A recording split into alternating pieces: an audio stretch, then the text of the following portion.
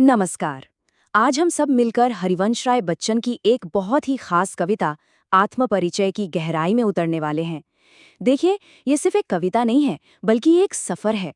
कवि के मन के अंदर चल रहे संघर्षों को और दुनिया को देखने के उनके अनोखे नजरिए को समझने का। तो चलिए शुरू करते हैं ये सफर। कविता की शुरुआत ही होती है इस जबरदस्त लाइन से, जो इसके सबसे बड़े विरोधाभास को सामने रख देती है। मतलब, एक तरफ तो दुनिया की सारी जिम्मेदारियों का, सारे दुखों का भारी बोझ है, और दूसरी ही तरफ उसी जिंदगी से बेपनाह मोहब्बत भी है। और बस इन्हीं दो ध्रुवों के बीच कवि का पूरा वजूद झूल रहा है। और मजे की बात यह है कि बच्चन जी अपना परिचय, अपना इंट्रोडक्शन इसी तरह से देते हैं।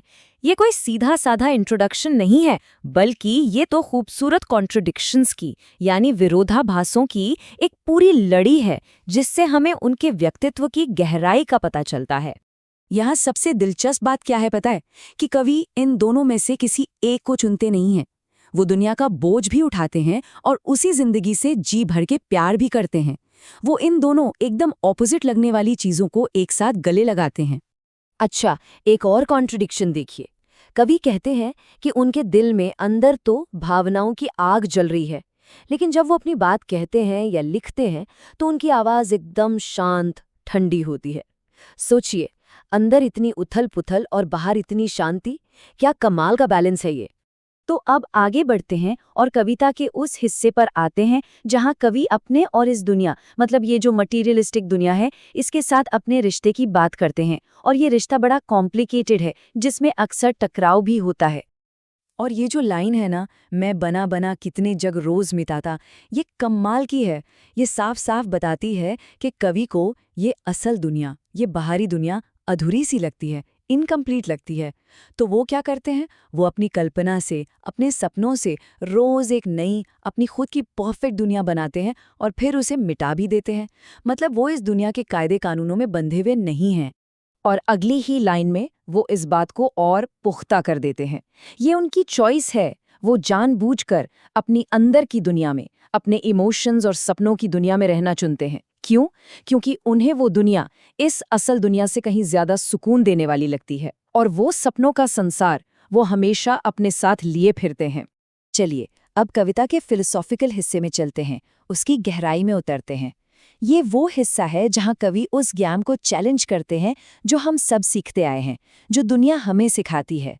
और वो एक बिल्कुल अलग तरह की सीख की बात करते हैं। कवि एक सवाल पूछते हैं, बड़ा गहरा सवाल। वो कहते हैं, नादान वही है हाय जहां पर दाना।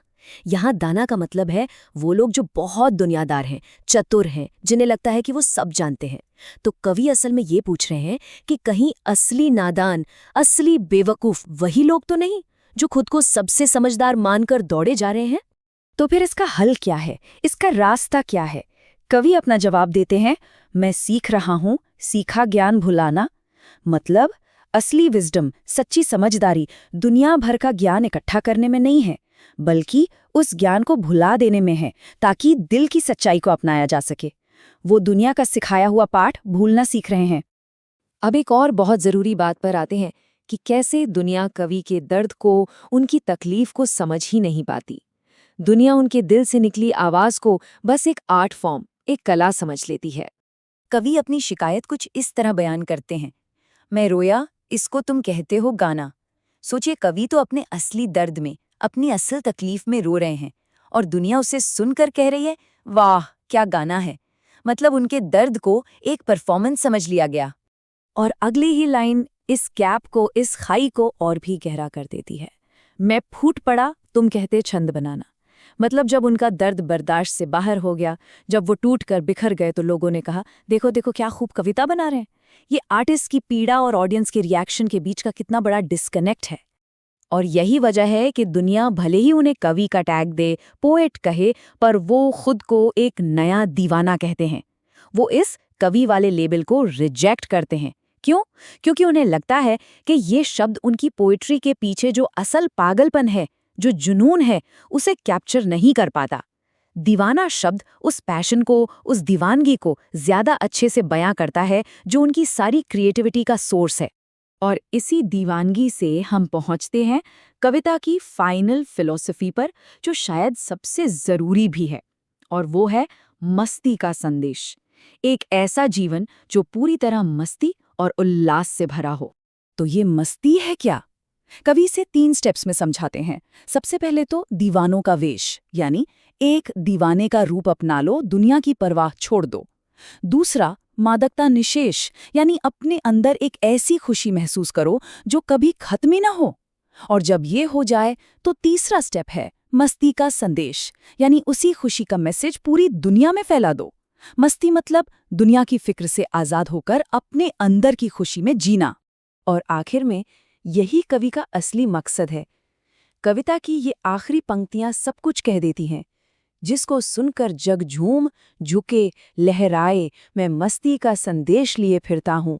वो एक ऐसा मैसेज देना चाहते हैं जिसे सुनकर पूरी दुनिया अपने सारे बोझ, अपनी सारी तकलीफें भूलकर बस झूमे, झुके और लहराए।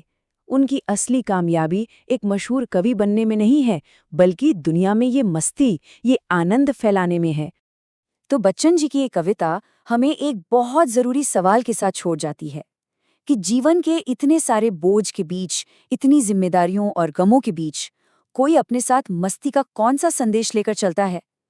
ये एक ऐसा सवाल है जिसका जवाब शायद हर किसी को अपने अंदर ही खोजना होगा।